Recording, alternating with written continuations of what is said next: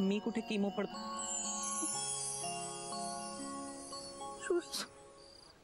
मी कुठे कमी पडतोय का? नाही सर. का असं वागतेस तू? See Gayatri, I like your attitude very much. See you are my favourite student. पण डान्सच्या वेळेला, परफॉर्मन्सच्या वेळेला नो एक्सक्युजेस. सर मला एक्सक्युजेस द्यायचेच नाही, पण माझं मन नाही लागत. सी गायत्री, ऑडियन्स जेव्हा आपला एखादा परफॉर्मन्स बघत असतं ना, तेव्हा आपण कुठल्या मनस्थितीत आहोत, आपण कुठल्या परिस्थितीत आहोत, किंवा आपल्यावर किंवा आपल्या जवळच्या व्यक्तींवर एखादं संकट वगैरे आलंय का, याच्याशी ना ऑडियन्सचा संबंध नसतो. ऑलराईट. आणि त्यांना घेणं देणं नसतं. त्यांना हवी असते ती निव्वळ एंटरटेनमेंट. आणि इट्स आवर ड्युटी की त्यांना 100% नाही 150% एंटरटेनमेंट आपण द्यायची असते. ऑलराईट. हे बघ, आपण कुठेतरी त्यांना एंटरटेन करण्यात कमी पडलो ना, की ती ऑडियन्सची फसवणूक केल्यासारखं होतं.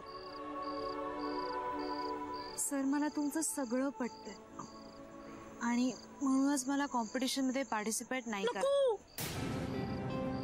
असं नको बोलूस. हे बघ, तू या क्षणाला बॅकआउट नाही करू शकत. तुझ्या वडिलांनी तुला तसं सांगितलं की नाही?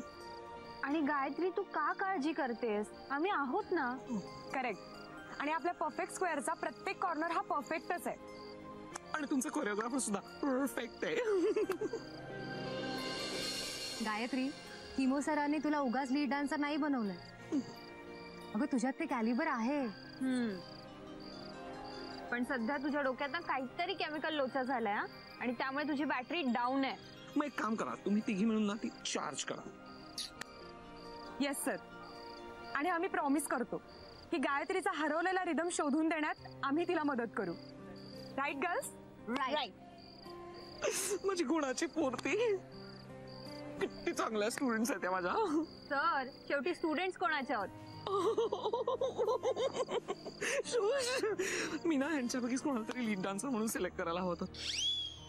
किती मनस्ताप वाचला असता माझा. I am just kidding. ठीक आहे. ऑलराईट गर्ल्स, आजपासून हिचा मूड ही तुमची रिस्पॉन्सिबिलिटी आणि हिचा परफॉर्मन्स ही माझी रिस्पॉन्सिबिलिटी.